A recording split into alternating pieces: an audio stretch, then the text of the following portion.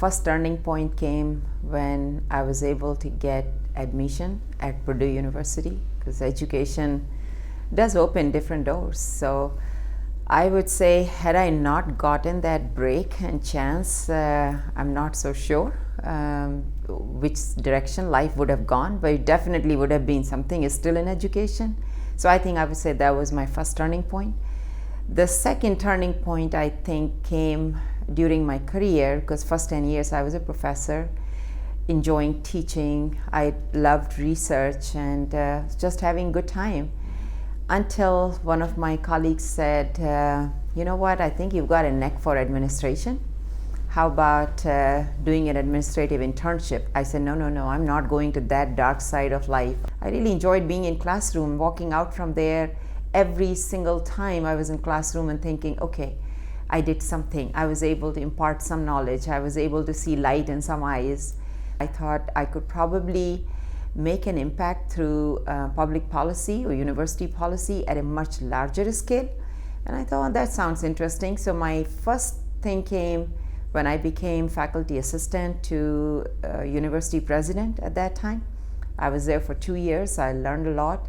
Particularly what I learned was the university's connection to the community and university's connection to the political and social world around you, because universities don't exist in vacuum. Just very fond memories of Farrukhabad. In Farrukhabad, I learned the first lesson of diversity, because Farrukhabad has a pretty large Muslim population. I come from a very strong Hindu family. I saw how my father sort of combined all different religions and all different types of people. I grew up with that, which has served me very well. I would also say I really enjoyed watching my mom, seeing how she manages complex family undertones. Of course, I learned consensus building from my mother, and I learned the art of leadership from my father. I recall one very sharp memory from that time, and this is, I was not able to speak English, of course, and it was probably 6 or 8 weeks into the United States, or may have been 2 months. And it started snowing. That was my first snow, and for some reason I came out of my tiny little student housing to go do laundry in the basement, and I was just wearing socks and ordinary house slippers. Basement of the same building? Same building. And I got locked out. And now I'm just wearing socks and just a very, very light sweater and slippers, and I didn't have courage to knock on any door to ask for any help. The only person I knew was the neighbor across the hall, and I knocked on their door. Nobody answered. I didn't know how to use payphone and call, and I didn't have any money anyway, but I could have asked anybody. I mean, if today's time, I would find 10 different ways to help myself, sure. But I had no idea what to do. I walked 1 mile in the snow, in socks and the bathroom slippers, all the way to my husband's office. And when it's freeze, total freeze. And I reached there, I saw him, I started crying like bailing, literally. I was so terrified. But that just tells you what kind of a person I was and what kind of endurance you need. In a different culture, we don't know language, you have no exposure, you just don't know how to do survival. No, in Farrukhabad we didn't have any. And television, I think that time it was maybe 1 or 2 channels with black and white, and I think it was always on Hindi channel or whatever reason. There was English newspaper that always was there for my father, but there were at least 4 Hindi newspapers for my mother. She loved reading newspapers. I would always go for Hindi newspaper, obviously. There was no exposure to any person from another country. At that time, 44 years ago, there just wasn't exposure to English that I would have or could have used. I tried to read English books, but it was never fun because it was so difficult for me. I wasn't hearing any English, so I couldn't even tell that it was different accent there. But the bottom line is, I think it was just a conversational English. It's like if you can tell me, here's a paragraph, I would read it and make a sense out of it. But when it came to talking, whether it was Indians or whether it was Americans, I was really not able to do it just because I wasn't exposed. I watched a lot of television, but not really news or documentaries, which is what I should have, but I couldn't understand any of those. So I really watched all the drama where there was fewer words but a lot more action. And that's how I started picking up some of the English. But it's okay, I think if you are at it, if you keep on doing something and I just don't quit, I think eventually you get it. I think there's a parallel between life and bridge, but there's also a parallel between leadership and bridge. Because what it taught me is that don't complain about the hand that you are dealt with, whether it's life or whether it's your leadership. Just play your best game. Because in contract bridge, it doesn't matter what kind of hand you have. It really matters that you played better than anybody else. Sometimes you have to say pass as well. And that's part of leadership too. Knowing when to stay quiet, knowing when to listen, and knowing when to talk and when to make a decision. I think those are all part of balancing life and balancing leadership. There are fundamentalists, there are conservatives everywhere, in every society. There are two types of people. One, those who look at a challenge and then they say, okay, well, I'm going to try to overcome it and I'll see what's the other perspective. And then there are those who simply say, if there's a challenge that comes to them, they simply say, I really don't even want to hear anything about it. They're so protective of their own paradigm. I feel sometimes you have to just let it go. You just can't change some people. You can wake up a person who's sleeping. You just cannot wake up a person who's pretending to be asleep. From my personal point of view, I would say no, but I've seen many women who are able to achieve way more than what I have been able to achieve. So is it possible in the Indian context? Yes. Could I have personally done it? Probably no. Why? Because, well, I came from a family where women's role was defined in a way. So far we've talked about what happened in Farrukhabad, but my in-laws or my sasural is in Gwalior, and in a Marwari family. And today everybody takes a lot of pride in where I am and what I'm doing, but I won't say that's exactly the way things were. There was a very definite role for a daughter-in-law, and I don't think at that time, at 19-year-old, I had the courage or the strength to be able to fight that or to be able to even see it that clearly. I think going away, staying somewhere else, and looking at it from outside, I thought I got a much better inner strength, number one. Number two, because my husband and I, we were together, we were alone, and we were in a country where we had to build our own energy first without any family. I thought we were able to build a much stronger bond and much stronger understanding. And that's how, as I said yesterday, my dream became a couple's dream. Exposure is a big educational piece. That's why people say travel teaches you a lot, because you are exposed to different mindsets. So I would say that exposure had a lot to do in the way my husband developed his thinking about the role of women or the role of people in general, and the same thing happened with me.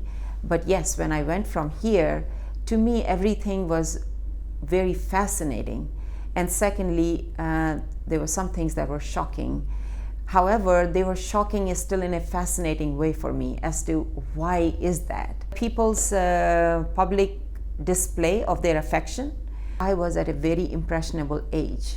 I did not go there with a completely hard-set mind and character. I had a lot of room to grow, because when you go as a teenager, I think it does make a difference, and therefore I was able to mold myself quite a bit. So my husband was earning $150 per month from Government of India scholarship when we married. So he was a student and he was a full-time TA, but then he also took another job so that he could pay for my tuition, which he did.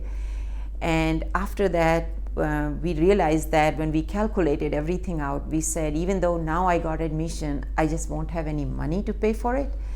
So even after he took second job and maybe third job, we may not have money, which he did take third job to a night job in order to pay for my tuition. We went to the department and I told them that I want to withdraw from the program because I won't have the money to pay. And they said, what nonsense, things work out. And my advisor tore away my withdrawal application, and so that's another turning point. Academic freedom and freedom for expression is extremely important. As long as you have tolerance and patience to hear opposite side, you do not have right to speak your mind and not have to listen to somebody else's mind. And I think that's where a lot of problem happens. I think an ideal campus, an ideal university environment is where you are exposed to viewpoints and ideas that you are not comfortable with, something that stretches beyond your zone of comfort. And what I find problem in today's world, today the students who are coming to our campus are Gen Zs. They are, this new generation, they're post-millennials. They have networks and they are connected in the cyberspace. They have thousands of people that they are connected with. The problem is these are self-selected people. That means all of the people that they are in their cyber network are the people that they already know. So when they come to campus, as opposed to earlier times where we could force them to be exposed to others by putting them in close proximity, by having discussions and discourses, now they are already connected with thousands of people. They don't have a need to build a network. But by not building a network, they are missing out on the most important thing about college life, and that is being forced to listen to other ideas and other paradigms. That's how you grow. So our challenge as teachers and administrators on today's campus is, how do you force people, your students who are already connected, to disconnect from that life and actually connect to people who are right in front of them. Houston is a very diverse city. So far, the beauty of Houston has been that it celebrates success, irrespective of where you came from. Same kind of a spirit and culture is there on our campus. If you walk across from library to the residence halls, you will probably hear 7 different languages in your ears as you walk past. The question now is inclusion.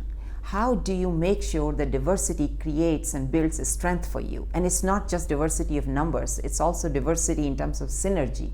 I always say 2 and 2 can become 4, 2 and 2 can become 0, depending on what sign you put. However, if you put no sign whatsoever, it becomes 22.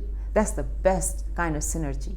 We have had a couple of incidences, not this past summer, but summer prior to that, when there was a huge social media based tension among African Americans and others. On one side, it had to do with all lives matter versus Black Lives Matter. And it had a lot of tension that was born out of national groups. But you have to balance it out, you have to deal with it. You have to make sure the students are reminded constantly that yes, you have right to speak on campus. I would never, ever, ever want to say to a voice on our campus that you are not allowed here. Sometimes they pose great violence or physical threat. Those things will not be tolerated. But beyond that, I think a peaceful expression of your ideas is always welcome. Campuses and academic freedom is about making you feel uncomfortable because you come with set ideas and set paradigms. The challenges. If that's all we kept on giving to you, what have we taught you then? How did we build your character? On campus, you're supposed to be exposed to ideas that make you a little uncomfortable, make you feel like that can be true. And yet, exposure will make you accept the things that eventually gel together. I would say quality education should prepare you for lifelong learning. If we taught you today and you forgot, if we told you to memorize textbook or formulas and you forgot, then what's the point? But if we gave you the skills that help you analyze things, that help you synthesize things, I think we prepared you for life. For an educated person, empathy with other person is important thing. I think elitism should be knocked down during your course of education. Universities were not supposed to be, they are not supposed to be today in their own islands or existing inside their own bubbles. Universities are part of communities because you have to engage with your community, with your neighborhood. In my belief, for sure, a university reflects its own community and it reflects the hope of the future.